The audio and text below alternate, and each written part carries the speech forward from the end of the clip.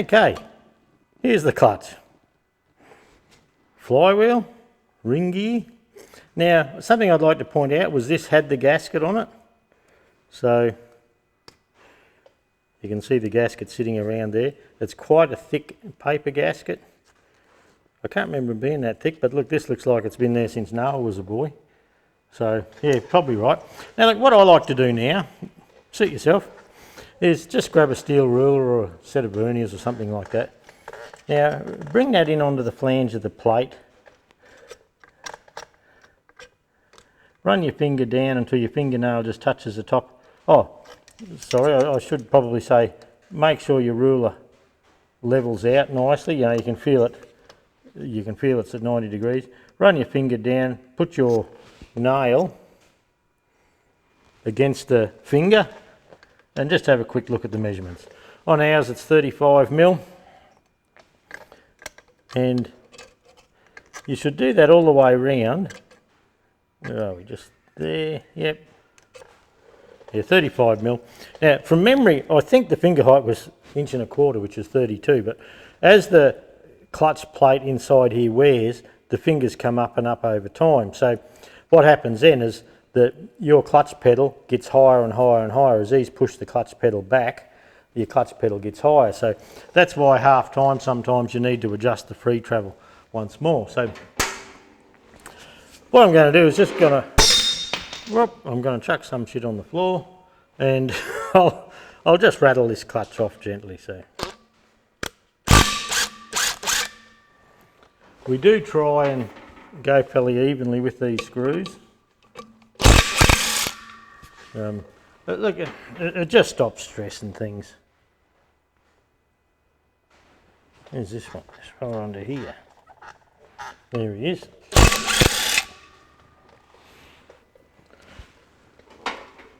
Now what I do notice, we've got a nice shiny bolt under here. So we'll just loosen that a little. Oh, that pisses me off. And this bolt under here, it must have broken when they've done a clutch at some stage, and it's got a bloody metric head on it. So they've gone to the local bolt place and bought a little bolt out of the hardware section with the wrong size head on it. I suppose people don't know, but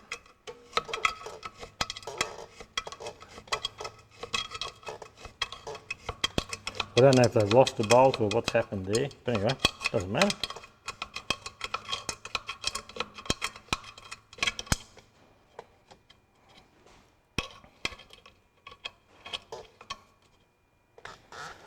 I'll just back these other top ones off just a little as we go. Not right out.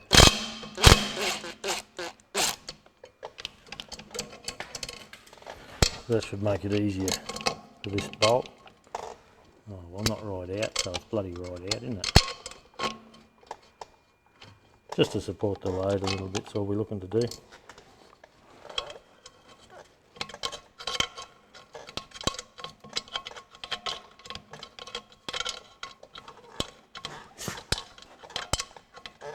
I can't see the monitor on the camera, so I'm hoping I'm not getting in the way.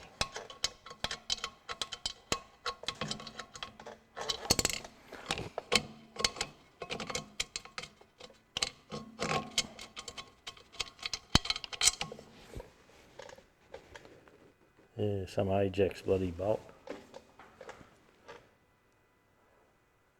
But yeah, threads. Oh, it's even too long probably. Looks like it might have bottomed a bit. Not too long. Okay, now we need to support the clutch and just pop these fellas out. I might just do that by hand. These are the lightest little clutches, just lovely to do. Compared with all the big Johnnies and that I've done over the years.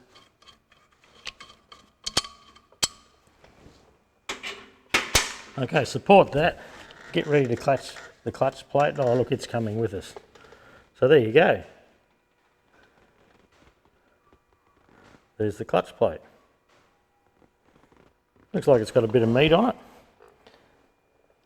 There's a slight oily film there, but look, not bad. The bearing's okay, but look, we're replacing that anyway. Now on this clutch plate, oh look at that. You know when your clutch gets stuck and it doesn't want to release, oil on that will make it stick onto the pressure plate, and this here is just a prime example of that. Look, I can't get that free just by pulling, and see that should just pop apart easy. So this is just a stuck clutch. It's a common problem with them. Now, what we can do is just give it a bump from this side. Now it's out, but I couldn't remember if this clutch worked or not. It's got a good quality plate in. It's got flywheel slide written on it, and it's a they used to call these velvet glide clutches, I think, over here with these springs in them. But with the oil there, it's yeah, it's let go on this side, but it's stuck on the other. So we'll take this over to the bench shortly and have a look. Now the surface on the flywheel there, that looks good. You can barely feel anything at all where it was been wearing. So I don't think we'll worry about that. We have to undo a couple of lock tags here to get the flywheel off, so we'll do that. You can see the wear on the ring gear. Now ring gear is often wear in 4 places. It's where the compression of each cylinder goes. You know, as you turn the key off, the engine rolls over and hits the next compression and stops. So you'll see like down here, there's barely any wear on the tooth at all, yet up here, there's a heap of wear. Then there's not much there and a heap there. So that's why. But look, ring gears aren't expensive. They're cheap to replace and they make a nice job of it. So, okay. We'll have a look at this clutch. I'll knock these lock tabs off and we'll come back. Okay, I've knocked the lock tabs down with my favourite screwdriver and my knockometer. Now what I like to do sometimes with the impact sockets is just put it on and just go a couple of taps.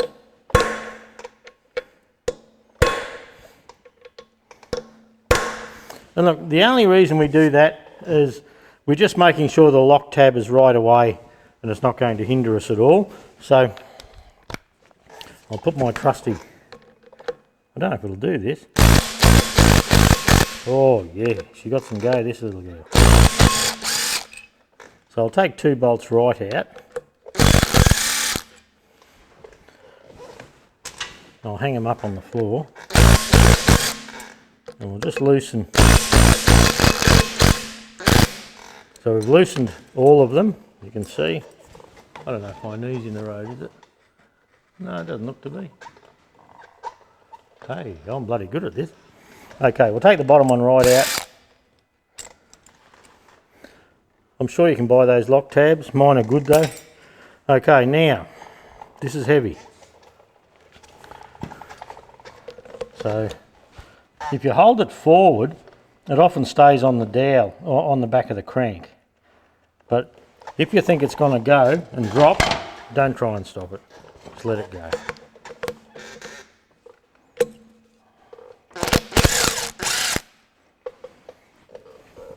From this point on, do not put your fingers under there. And we'll just give it a bit of a...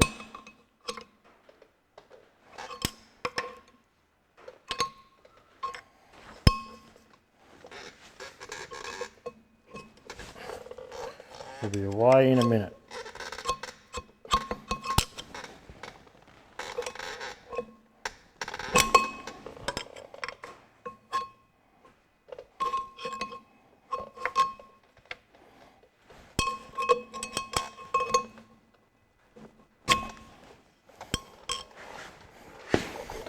I'm just going to get a different position here.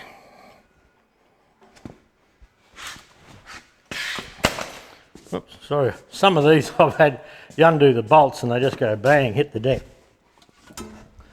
So what I'm going to do is pop a board down here. So I've got a piece of board sitting on top of the rails. So if it goes, we don't damage anything. I'll try and hop in and give him a bit of a wriggle.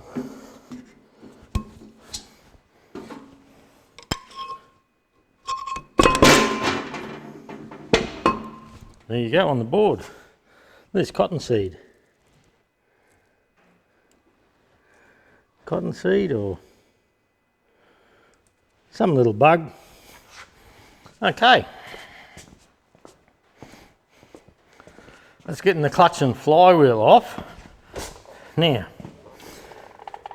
we can see here, we've got a little bit of an oil leak coming out of the rear crank seal, the rear main engine seal. We've got old grease up the flywheel there. Bloody beautiful. And we'll deal with that perhaps separately. Oh, and look, to tell you the truth, I haven't done one of these rear engine seals in years. I'm going to be very green doing it, so I think we'll probably be learning together. But yeah, this needs a clean, and we'll do that as one video. We might go up onto the bench and see if we can free up this clutch plate, eh?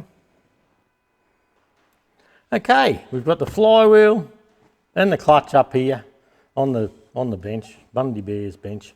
You'll remember that this clutch plate was jammed on, so there wasn't a chance we could fix that. So I've got an alloy punch here. Now I don't hit on the spline, I just hit on the flange. And look, it's that easy. The clutch has come away. Now you can see, yes you can, see the little rivet marks where it's just rusted on. So, and that's all it takes sometimes. Sometimes it's oil, and that has an oily film to it. And on the clutch plate here, you can see that shine. You can see me smear it with my thumb there. So we know that that's oil on there. And what happens is, because these rivets are blind rivets, as it sits and sits for a long time, the clutch can just suck on like little suction caps. And so later on, so some of the later clutch plates actually had holes right through the rivets. Whether you did that or not, I don't know. Now, you'll notice too, on our plate, there's flywheel side written on it. Now, when you have a look at the clutch plate, on the bloody camera there, yep. Okay, you see a big flange on this side, small flange on that side. Small flange is the flywheel side. And on this one, it actually says it. You can actually see it written. Some of them don't though. So just be aware of that so you don't put the clutch plate in backwards. It's easy enough to do. Now, back when I was a lad, many moons ago, we used to drill these out, fit new linings, re-rivet them on, and away we'd go. But that doesn't seem to be the way anymore. I don't even know if you could buy new linings for them. I suppose you could, but I haven't looked for such a long time. The cost of a new plate complete has now made it cheaper to just bang a new plate in than spend like, say it takes you an hour to drill them all out and rivet them on and clean the plate up underneath and all that. So, plus you still have parts to buy. So, what do we look at with this? We look at the centre is tight in there, like the rivets are still tight, and look, they are. You look for any cracking or wear through here, and look, the centre of this plate looks good. It's just the oily mess that's let us down. So on this clutch, you can see that the fingers are right up against the back now. Chances are there's nothing wrong with this, fair bet. So most of the times you can clean this up, give them a good wash in your favourite solvent, and you have a couple of finger pivots and all down here. Now I did a clutch years ago on pulling these clutches apart and putting them together. I have a brand new one for this, but you know, I probably won't just put parts in for the sake of doing it.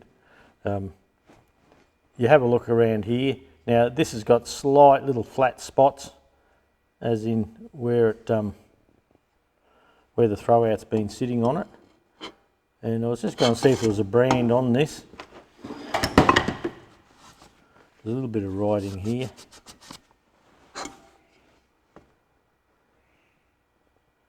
Oh, Borg & Beck. That's a good name, good brand. a Borg and Beck clutch. A lot of David Browns had them. And there's a little bit of writing around here.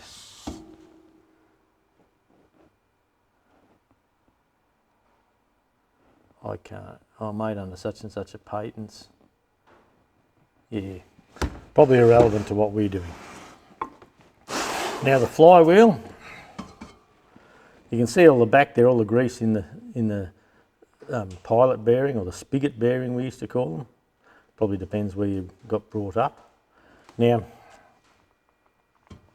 that comes out from the front, so you just hop in the back there and oh, that's all over Red Rover. That's done. And the ring gear, to get the ring gear off, look, there's a couple of different ways people do them, and you choose yours, but I've seen people heat them up in one spot and crack them off. But look, to tell you the truth, they're not normally very tight. So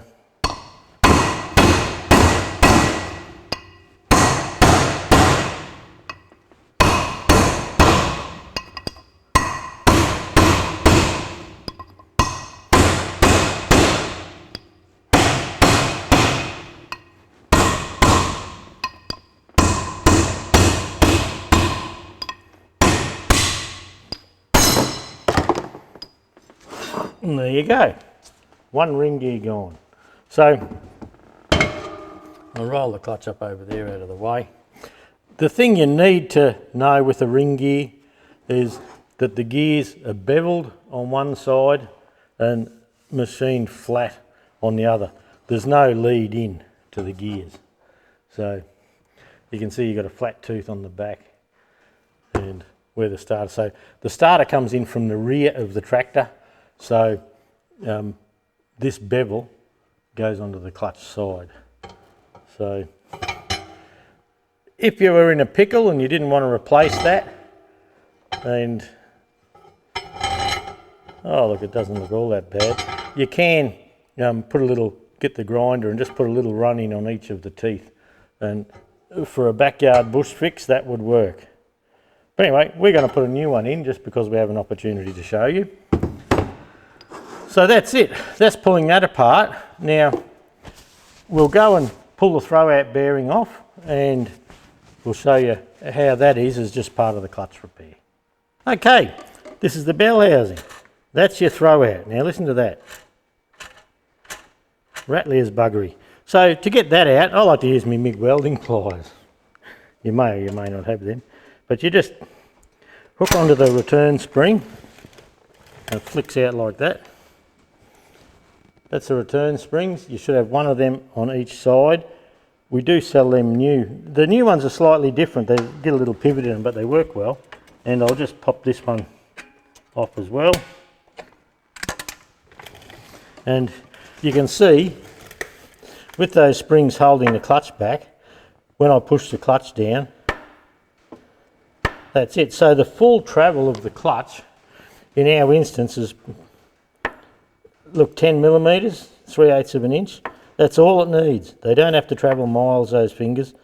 They've got a good purchase, so easy. So now, that just pulls off like that. That's your flywheel carrier. Oh, your flywheel. Your throwout bearing carrier. Now, that's, all the grease has gone out of that. That's buggered. So that's out of the way. We're going to, I'll show you how to do it. We'll put a socket down through here. We'll press the old bearing off. We'll press the new bearing on. Wash all this. There's a little groove in there for some grease, some lubricant. I like to leave a fair bit of grease there. These pivots, where the clutch pivots on the throwout bearing here, they can get dry and they wear into the back here badly. So just have a look. If there's any real deep marks, give them a file off or a buff off with a 3M pad. And same here, but you can get away with a fair bit there. Made in USA. The Tina Ball and Roller Bearing Company, USA. Patent number 2.403.460, in case you want to go into opposition to them. Okay, we'll take this throw-out bearing, we'll get him up over in the vise or the press, I don't know which way I'll go yet, and we'll pop that bearing off. Well, here I am over at my little press, little super cheap auto press with a bottle jack. It would cost me 80 bucks years ago. It's a handy thing, but I've put the press plates up this way because if you go that way and you're down this side here, you can actually catch these fellas. So we don't want to do that and break those off. So we'll put that up there about central. Give ourselves plenty of room, you know, try and line everything up nicely. That'll be okay, I think. This is a front axle bush out of a late TE20 or a Fergie 35, the later ones. And this is just a little piece of plate.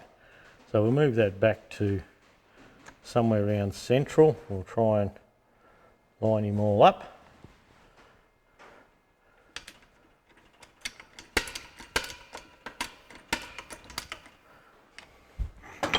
Okay, I'll get the little jack handle. I'll try and hang on to things. There we go. So you don't have to press it very much at all for that throw-out bearing to come off. You can see in there that, look, it's only, there's not much that it holds on by. And on the holder here, it holds on by less. But you can have a look here. At some stage in its life, someone's knocked that little corner off. See that there? It's not fresh, it's old, but that won't matter. When the bearing sits right up against it in there, that won't matter. So that's getting the old bearing off.